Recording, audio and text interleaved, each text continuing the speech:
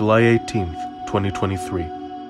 It now being past 12 p.m., it has so far been misty the entire day, everything outside this morning being almost entirely swallowed up by fog. I like this though.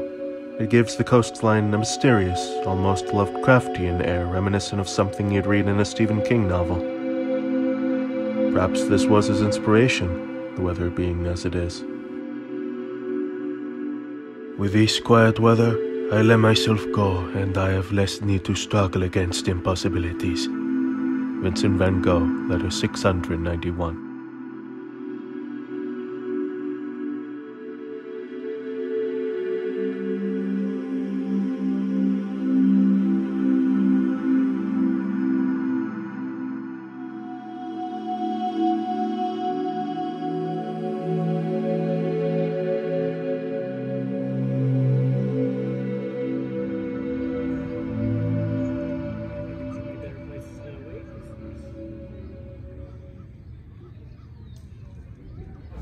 Starboard side was a beach, and also on the port side there was a beach over here. So during the heavy seas and the tides coming in, the anatomy of both of these lobsters here.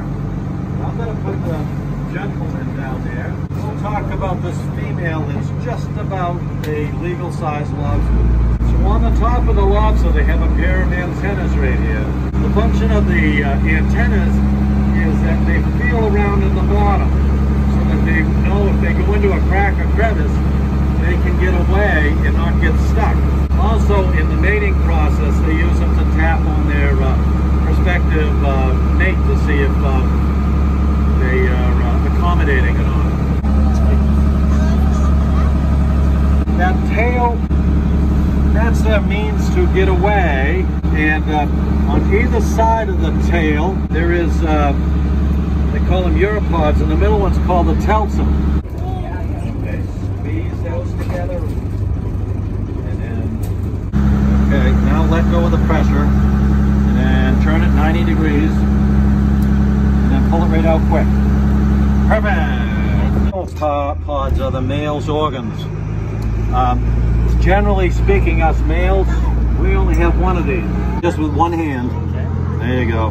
Because if they flap their tail, on each one of the joints in the tail, they have a little burr, and they will... But the male, when he starts feeling pressure inside that shell, he knows he will die if he doesn't escape his shell. He needs room to grow. So what he'll do is he'll hunker down, hide in the rock somewhere where nothing can get at him. As soon as he feels safe, he starts to absorb seawater through all his pores and orifices, and he starts to expand and swell. It starts to create a lot of pressure on that old shell. There's also a new shell forming on the outside of the soft tissue underneath that shell, and finally, he will crack right down the back. He'll split right about here. And as soon as that carapace opens up, you'll get this sideways motion, kind of butterflies it out some more, backwards jerking motion where incredibly he pulls these huge claws through this tight knuckle, gets the top half of him free, then he wiggles his butt out of the tail assembly, and finally, the dead shell lays next to him on the seabed floor like a perfect lobster with nothing in it, empty. Over the next week or so, he's going to eat that shell for the complex carbohydrates and nutrients involved in it. And the beauty of the soft shell lobster is the meat in there is sweet and tender. Break them apart with your fingers, nothing to it. The downside is a lot of water in there. It hasn't filled the shell out yet. So there's a lot of water, but the meat is wonderful and they're easy to work with. Hard shell lobster is packed with meat, but you're going to have to earn it to get at it because the shell's so hard.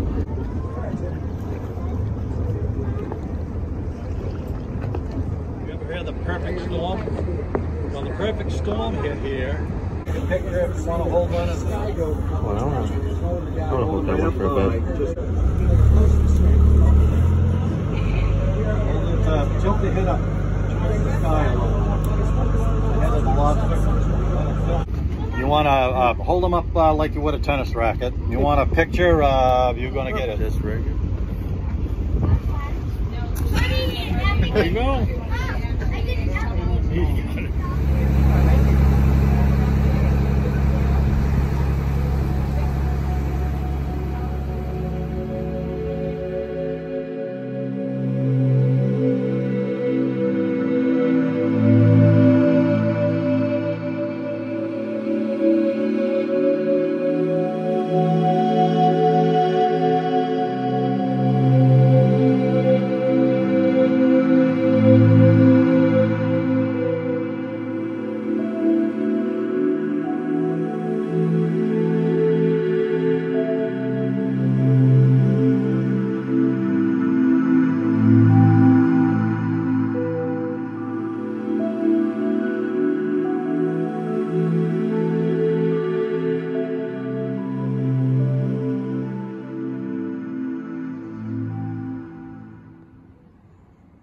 July 20th, 2023.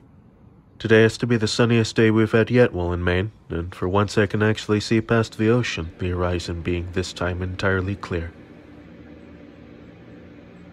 You can do it. Oh, that's gonna hurt when it snaps. Careful. Here, all the Schneiders, get on your son. I'll take a picture. Son, I'll call his brother. Okay, 1, 2, 3. Isn't that a cute son?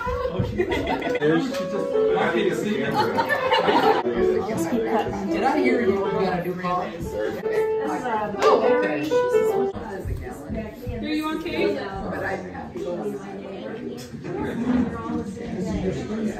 See, you guys don't have the golf can. You don't have the.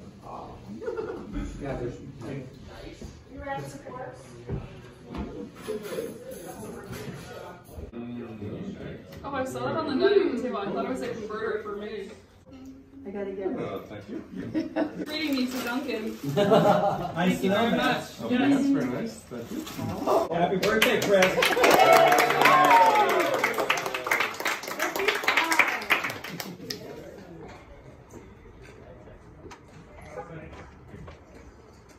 Oh my goodness, is this the Trivial Pursuit? Yeah, it's entertaining.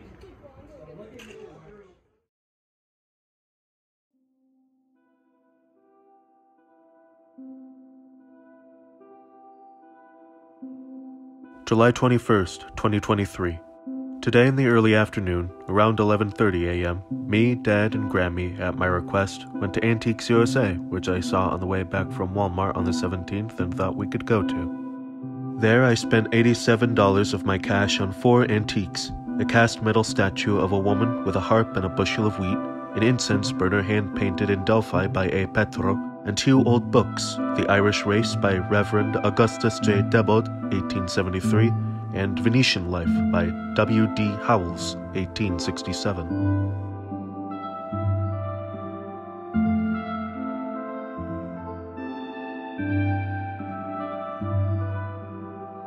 The time is now 7:27 p.m. It's currently raining and thundering outside, and the chill coming from the just barely opened window which I'm sitting next to is extremely pleasant and refreshing.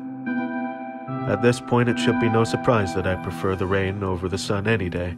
I even see lightning flashing from the corner of my eye, which in my book makes this even better. Loud ones, too, sounding as if numerous explosions are going off all at once.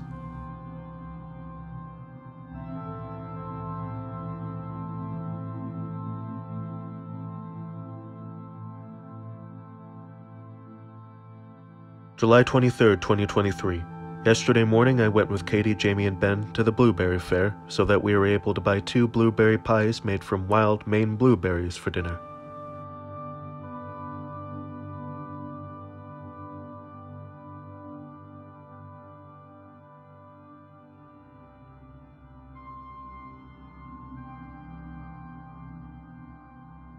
Today, leaving at around 11:30 a.m., me and Dad went to Harding Douglas Rare Books, which had a sale where every book not in a glass case was half off since it was apparently going out of business, the owner moving over to sell books online.